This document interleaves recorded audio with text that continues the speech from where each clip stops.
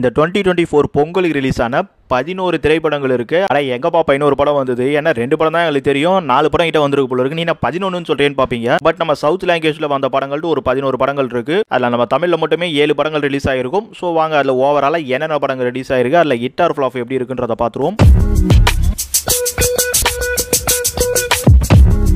நம்ம முதல்ல captain Miller படத்தை பார்த்துலாம். கேப்டன் மில்லர் நம்ம தனுஷ், சிவராஜ், சந்தீப் கிஷன், இன்னும் பல ஆக்டர்ஸ், அதிகமான ஆக்டர்ஸ்ல ரிலீஸ் ஆன படம் சொல்லிட்டு இந்த கேப்டன் மில்லர் படத்தை சொல்லலாம். இந்த பொங்கலுக்கு அவங்களெல்லாம் கரெக்டாக யூஸ் பண்ணியிருக்காங்களான்னு உங்களுக்கு படம் பார்க்கும் பொழுதோ இல்லை முடியும் போது கூட அந்த டவுட் வந்திருந்தா கூட படம் கிளைமேக்ஸ்ல வந்து கரெக்டாக யூஸ் பண்ணியிருக்காங்க எல்லாரையும் அப்படின்ற மாதிரி வந்து படத்தை ஒரு நல்ல கூஸ் பம்ப்ஸோடவே முடிச்சிட்டாங்க. ஆனால் படத்தில் மிகப்பெரிய ஒரு இன்ட்ரெஸ்டிங் ஃபேக்ட் அந்த மாதிரியான விஷயங்கள் ஏதாச்சும் இருக்கான்னு பார்த்தீங்கன்னா அந்த மாதிரி வந்து மிக பெருசாக எதுவும் ஒர்க் அவுட் ஆகல. ஆனால் படம் ஒர்க் அவுட் ஆயிருக்கு. தனுஷ் அவருக்கான பாணியில் வந்து அந்த கர்ணனியை வந்து ஒரு சுதந்திரத்துக்கு முன்னாடி இருந்த வருஷன் மாதிரி பண்ணியிருக்காரு. அதுக்கப்புறம் சிவராஜ்குமார் ஜெயிலர்ல பண்ண மாதிரியே கிளைமேக்ஸ்ல நடந்து வருது. ஸோ இந்த மாதிரி ஒரு சில விஷயங்கள்லாம் அந்த படத்தை வந்து பெருசா பேச வைக்குது. அது மட்டும் இல்லாமல் இப்போ லேட்டஸ்ட் அந்த KGF ஃபீவர்னு சொல்லணும். ஸோ அந்த ஒரு டோன் அருண் மாதேஸ்வரனுக்கு அந்த டோன் தான் பக்காவாக வரும். அது எல்லாமே சேர்ந்து இந்த படத்தை வந்து ஓரளவுக்கு ஆடியன்ஸை வந்து நெகட்டிவ் சொல்ல விடாமல் பார்த்துக்குது. அதே சமயம் வந்து மிகப்பெரிய பாசிட்டிவாக இந்த படம் இல்லைன்றதை கண்டிப்பாக சொல்லி ஆகணும். ஏன்னா ஒரு சில இடங்களில் வந்து நல்லாவே சில விஷயங்களை ப்ரெடிக்ட் பண்ண முடியுது. ரொம்ப லேகிங்காகவும் சில விஷயங்கள் இருக்கு. பக்காவாக எல்லா ஆடியன்ஸும் கனெக்ட் ஆகிற மாதிரி இந்த படம் இல்லை. ஆக்ஷன் ரசிகர்களை திருப்திப்படுத்தும், மற்றபடி ஃபேமிலி ஆடியன்ஸ் எல்லாம் திருப்திப்படுத்துமான்றது கேள்விக்குறி தான். எனிவே இது பொங்கல் ஃபெஸ்டிவல்ன்றதுனால படம் ரிலீஸ் ஆனதுலேருந்து இப்போ வரைக்கும் பார்த்தீங்கன்னா நல்ல ஹவுஸ்ஃபுல்ன்றது படம் ஷோ டைமுக்கு முன்னாடியே நிறைய இடங்களில் ஃபில் ஆகிட்டு இருக்கு. அதே சமயம் ஷோ டைமில் வந்து நிறைய ஹவுஸ்ஃபுல் ஷோஸ் இந்த கேப்டனில் இருக்க போயிட்டு இருக்கு. படம் ரிலீஸ் ஆகி 2 நாள் தான் ஆகியிருக்கு. இப்போ கரெக்டான ஒரு ரெஸ்பான்ஸ் வராது தான். இருந்தாலும் எனக்கு தெரிஞ்சு இந்த படம் இப்போ இருக்கிற ஒரு ரேஞ்சை வச்சு பார்க்கும்போது கண்டிப்பாக ஆவரேஜ் ஹிட்டுக்கு மேலே தான் இருக்கும். அது ஹிட்டு சூப்பர் ஹிட்டுன்ற வரைக்கும் போகிறதுக்கான வாய்ப்பு நிறைய இருக்கு. ஆனால் கண்டிப்பாக பிளாக் பஸ்டர் ஆகாது. நம்ம அடுத்து அயலான் படத்தோட ஹிட் வெட்டிங்கை பார்த்துருவோம். ஹிட் வெட்டிங் தான் சொல்லிட்டு ஆனால் உங்களுக்கு ரிவ்யூவும் சொல்கிறேன்னு பார்க்குறீங்களா? படம் பார்த்துட்டேன், தனியாக ரிவ்யூ போட்டு எதுக்கு உங்களை எல்லாத்துக்கும் வர வச்சுட்டு மொத்தமாக ரிவ்யூன்ற மாதிரி நான் பார்த்த படங்கள் எல்லாம் பேசுகிறேன். ஓப்பனாக நான் கேப்டன் மில்லரை விட அயலான் தான் பெருசாக எதிர்பார்த்தேன். ஏன்னா அந்த ரவிக்குமார் மேலே வச்ச நம்பிக்கை தான். பட் மனுஷன் பெருசாக ஏமாற்றிட்டாருன்னு தான் சொல்லணும். எனிவே இந்த படம் வந்து உங்களுக்கு கிட்ஸை கவர் பண்ணுறதுக்கான வாய்ப்பு இருக்கும். மற்றபடி ஹாலிவுட் ரசிகர்லாம் கவர் பண்ணும் அப்படின்னு நினச்சேன். ஆனால் அவங்கள உள்ளே போய் பார்த்தாங்கன்னா கழுவி ஊற்றிட்டு வந்துடுவாங்க. என்னடா இது என்னைக்கோ வந்த படத்தை இன்றைக்கி எடுத்து வச்சுருக்கீங்கன்ட்டு. அந்த ஏலியன்லேயே நம்ம வீக்லி டாப்லேயே பேசியிருப்பேன். அந்த ஏலியன் எப்படி உங்களுக்கு 1950 வந்த ஒரு உருவமோ அதே மாதிரி இந்த கதையோட உருவமும் அப்படி தான் இருக்குது. ஆனாலும் ஏதோ ஒரு 1-2 விஷயங்கள் மூலமாக கொஞ்சம் புதுசாக பண்ண பார்த்துருக்காங்க. அதெல்லாம் மிக பெருசாக ஒர்க் அவுட் ஆகலன்னு தான் சொல்லணும். எனிவே படத்துக்கு வந்து ஏதோ ரொம்ப பெருசாக குறை சொல்லாமல், பிரின்ஸ் மாதிரிலாம் ரொம்ப பெருசாக குறை சொல்லாமல் இட்ஸ் ஓகே அப்படின்னு சொல்லிட்டு இந்த படமும் ஹிட் வெட்டிக்கா ஆவரேஜ் ஹிட் அப்படின்ற மாதிரி வரும். அதுக்கு மேற்கொண்டு ஹிட் அப்படிங்கிறது வரைக்கும் போகிறதுக்கான வாய்ப்பு இருக்குது. சூப்பர் ஹிட்டுங்கிறது டவுட் தாங்க. ஏன்னா புதுசாக படத்தில் வந்து எதுவுமே இல்லைன்னு சொல்கிற அளவுக்கு இந்த படம் வந்து ட்ரையாக போயிடுச்சு.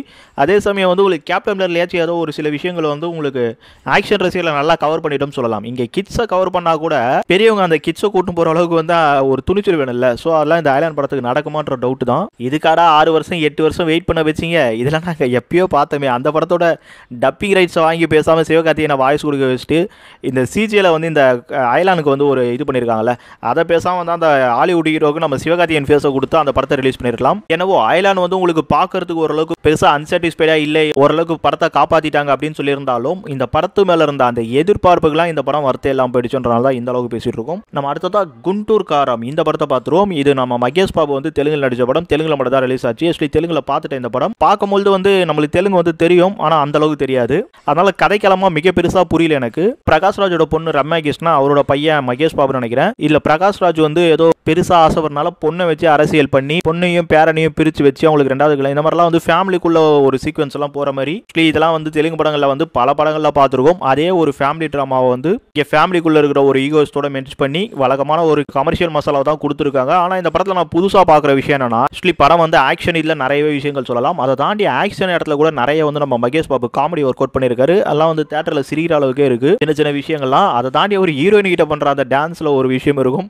ஸோ அந்த மாதிரி சில விஷயங்களும் வந்து பார்த்தீங்கன்னா கொஞ்சம் ஃபன்னபிளாக இருக்கு. ஸோ படம் ஓவராலாக பார்த்து உங்களுக்கு பார்த்து புளிச்சு போன கதையாக இருந்தாலும் அதுக்கு புதுசாக பெயிண்ட் வச்சு கொடுத்துருக்காங்கன்னு சொல்லலாம். எனிவே இந்த படம் வந்து உங்களுக்கு புக் மை ஷோலாம் பார்க்கும்போது 7.5 அந்த மாதிரி தான் ரேட்டிங் போயிட்டு இருக்கு. நான் வந்து பார்த்த வரைக்கும் இட்ஸ் ஓகே அப்படின்ட்டு தான் சொல்லுவேன். ஆனால் ரேட்டிங்கை பார்க்கும்போது எனக்கு ரொம்ப கம்மியாக இருந்தது. ஏன்னா நான் ஒரு 8 தருவாங்க, பெரிய ஹீரோ படமாச்சு அப்படின்ற மாதிரி தான் பார்த்தேன்.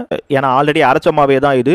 இருந்தாலும் வந்து மகேஷ் பாபுக்கு ஒரு பெரிய எக்ஸ்பெக்டேஷன்ல இந்த படம் வந்தது. ஸோ அதெல்லாம் வச்சு பார்க்கும்போது என்னடா இந்த மாதிரி இருக்குன்னு பார்க்கும்போது பாக்ஸ் ஆஃபீஸ் வந்தது ரீஜனல் லாங்குவேஜில் 92 crore. ஆக்சுவலி ஒரே நாளில் பார்த்தீங்கன்னா 92 கோடி வேற எந்த மொழியிலுமே ரிலீஸ் பண்ணாமல் இத்தனைக்கும் தெலுங்குல 3-4 படம் வந்திருக்கு. ஸோ அப்படி இருக்கும்போதும் இந்த படம் இவ்வளோ பெரிய கலெக்ட் பண்ணிருக்கு. அப்படி பார்க்கும்போது குண்டூர்காரம் இண்டஸ்ட்ரீட் அப்படின்னு தாங்க சொல்லி ஆகணும். ஃபியூச்சர் ரன்னை வச்சு நம்ம மீதியை முடிவு பண்ணலாம். ஆனால் கண்டிப்பாக வந்து இந்த படம் பிளாக் பஸ்டர்ன்றது சூப்பர் ஹிட் குறையாம தான் வந்து அங்கே இட்டியோட்டிக்கு எடுக்க போகுது.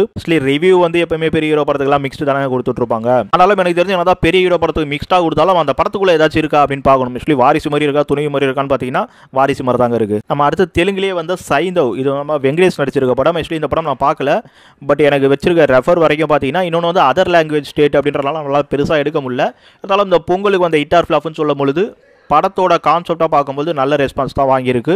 பட் வெங்கடேஷ்க்கு அவ்வளோ பெரிய மார்க்கெட் இப்போ தெலுங்குல இல்லைன்றதுனால இந்த படம் வந்து ஆவரேஜ் ஹிட்ன்றது ஆகிடும். ஹிட் வரைக்கும் போகும். சூப்பர் ஹிட் ஆகிறது கொஞ்சம் பெரிய விஷயம் தான். ஏன்னா இதுக்கு அடுத்து ஃபியூச்சரில் வர மற்ற படங்களை வச்சு தான் கம்பேர் பண்ணி பேசணும். இப்போ 2 நாளைக்குள்ளே நம்ம தமிழில் இருக்க படத்தையே பேச முடியாது, நம்ம அதர் லாங்குவேஜில் எங்கே போய் பேச.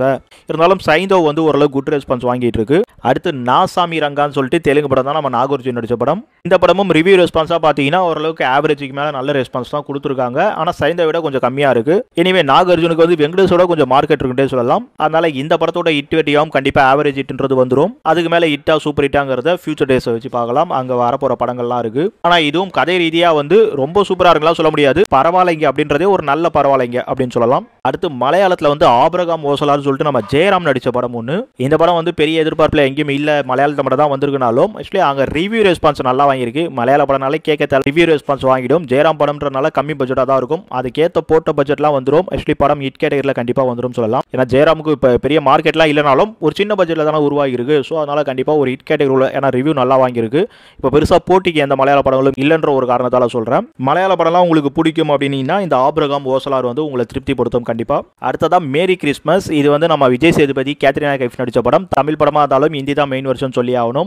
இது நம்ம விஜய் சேதுபதியோட வழக்கமான ஒரு படத்துக்கு என்ன கிடைக்குமோ அதே விஷயம் தான். படமாவும் வந்து ரொம்ப சுமாரா இருக்கு அப்படின்ற மாதிரி தான் வந்திருக்கு. இந்த படத்துக்குலாம் ஹிட் வந்து ஆவரேஜ்ன்றதே பெரிய விஷயமா தான் சொல்லும். ஆனால் ஃபிளாப் கேட்டகரி தான் போகணும்னு நினைக்கிறேன். நெக்ஸ்ட் வீக்கே நிறைய தட்டிலேருந்து இந்த படத்தை தூக்குவாங்க.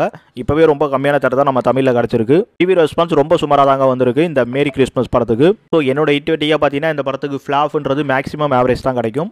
இப்போ படம் வந்த இந்த 2வது நாளில் தான் நம்ம ஹிட் பேசிட்டு இருக்கோம். இது மோஸ்ட் ஆஃபாக கரெக்டாக இருக்கிறதுக்கு வந்து பெரிய வாய்ப்புகள் இருக்காது. அடுத்ததா அனுமான் தெலுங்குல வந்திருக்க படம். ஆக்சுவலி தெலுங்கு தான் ஒரிஜினல் லாங்குவேஜ். ஆனால் இது ஒரு பேன் இண்டியா பேன் வேர்ல்டு படமாக ரிலீஸ் ஆச்சு.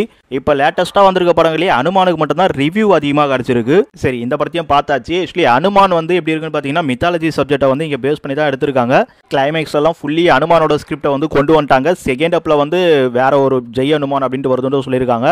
ஆக்சுவலி உங்களுக்கு இந்த படத்தையும் வந்து கரெக்டாகவே யூஸ் பண்ணியிருக்காங்க தான் சொல்லணும். ஏன்னா அனுமான் சப்ஜெக்டை ஒரு மித்தாலஜியாக எடுத்திருந்தாலும் அதுவும் தெலுங்குல இருக்க ஒரு சின்ன வில்லேஜை மெயின் பண்ணி எடுத்திருந்தாலும் இது ஒரு வெல்லுக்கான படமா அப்படின்னு கேட்டீங்கன்னா ஆக்சுவலி கான்செப்டாக பார்த்தா கிடையாது.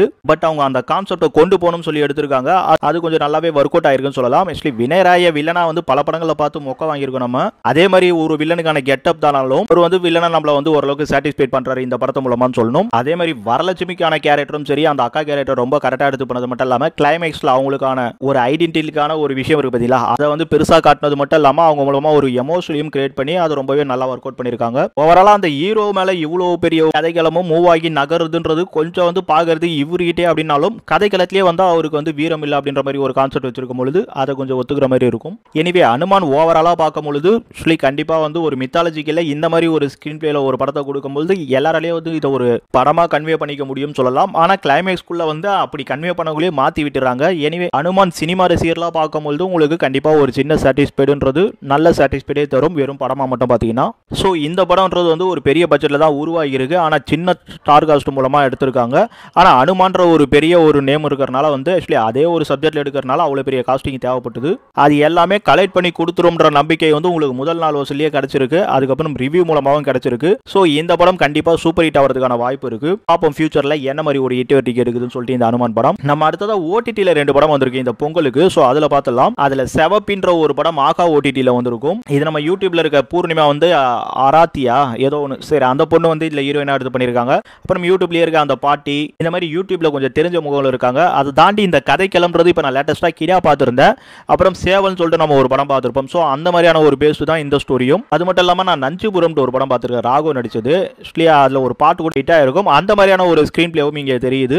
ஒன்றும் இல்லை, ஒரு சின்ன கதை தான். அதை மையப்படுத்தி ஊருக்குள்ளே இருக்கிற சில விஷயங்களை வந்து அழகாக வந்து இவங்க ஸ்க்ரீன் பிளே மூலமாக கோத்துருக்காங்க.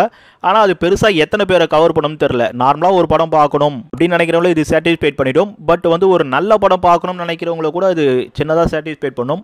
ஆனால் ஒரு என்டர்டைன்மெண்டலாக ஒரு படம் பார்க்கணும்னு நினைக்கிறவங்கள இந்த படம் சாட்டிஸ்ஃபைட் பண்ணுமான்றது ஒரு பெரிய விஷயம் தான். எனவே சிவப்பி வந்து ஓடிடியில் தான் வந்திருக்கு, லோ பட்ஜெட்டில் தான் வந்திருக்கு.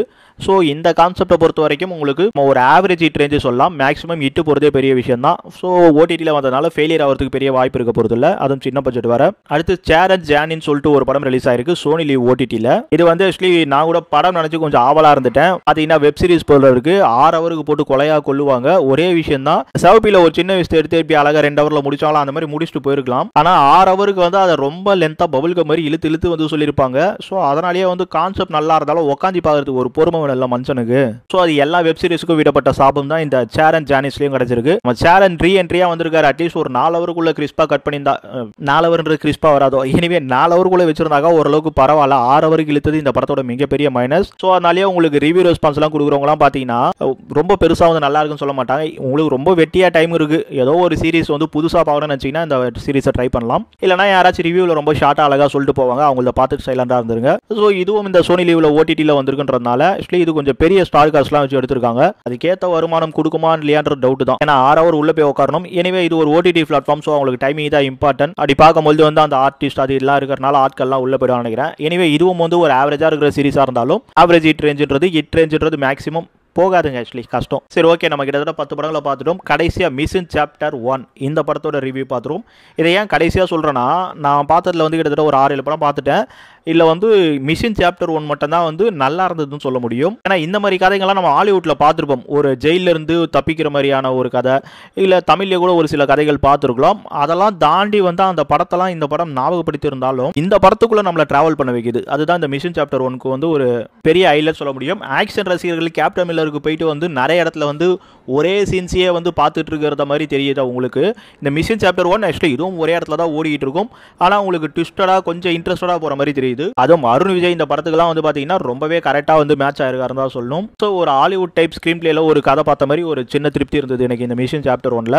எனக்கு தெரிஞ்சு இந்த பொங்கலுக்கே வந்த படங்களில் வந்து என்ன சாட்டிஸ்ஃபைட் பண்ண படம்னு கேட்டிங்கன்னா அது மிஷன் சாப்டர் 1 தான் சொல்லுவேன். ஆக்சுவலி இந்த படத்தை உங்களுக்கு லைக்காக ப்ரொடியூஸ் பண்ணியிருந்தாலும் இது வந்து உங்களுக்கு அருண் விஜய் மாதிரி ஒரு சின்ன ஹீரோ பண்ணுறதுனால இப்போ கூட பார்த்தீங்கன்னா உங்களுக்கு அயர்லாந்து கேப்டன் மில்லர்லாம் ஃபுல் ஆகிட்டு இருக்கு. ஆனால் மிஷன் சாப்டர் 1க்கு ஃபில்லிங் கெப்பாசிட்டின்றது போவே இல்லை. கம்மியான தேட்டரிகளை கொடுத்துருந்தாலும் நம்ம தமிழ் படங்களோட விதின்றது அவ்வளோதாங்க. ஆனால் எனக்கு தெரிஞ்சு ஒரு ஆவரேஜ் ஹிட்ன்றது கண்டிப்பாக இந்த மிஷன் சாப்டர் 1 ஆகிடும். அதுக்கு மேலே ஹிட்டுங்கிறது ஆகிறதுக்கு வாய்ப்பு இருக்குது. சூப்பர் ஹிட் ஆகிறலாம் நம்ம அருண் விஜய் படத்துக்கு பெரிய விஷயம் தான். பார்ப்போம் நடக்குதா இல்லையான்றது. பட் வர்த்தபலான படம் சொல்லுவேன். ரொம்ப சூப்பராக இருக்குது, ஆஹா ஓகோன்னு கூட இந்த படத்தை சொல்ல முடியாது. ஆனால் நல்லா இருக்குன்ட்டு சொல்ல முடியுது கண்டிப்பாக. சரி, ஓகே ஃப்ரெண்ட்ஸ், இந்த பொங்கலுக்கு வந்த திரைப்படங்கள் 11 படத்தோட ஹிட் வெர்டிக்கு அண்ட் ரிவ்யூவும் சொல்லிட்டு நினைக்கிறேன். இந்த வீடியோ உங்களுக்கு பிடிச்சதா பிடிக்கலையான்றதை கமெண்ட் பண்ணுங்கள். அப்படியே பிடிச்சிருந்தா ஷேரை பண்ணி விடுங்க. வியூஸ்லாம் ரொம்ப கம்மியாக இருக்கும். நான் வர ரொம்ப கஷ்டப்பட்டு வாய்ஸ் எல்லா படத்துக்கும் தனித்தனியாக தான் ரிவ்யூ தரலான்னு பார்த்தேன்.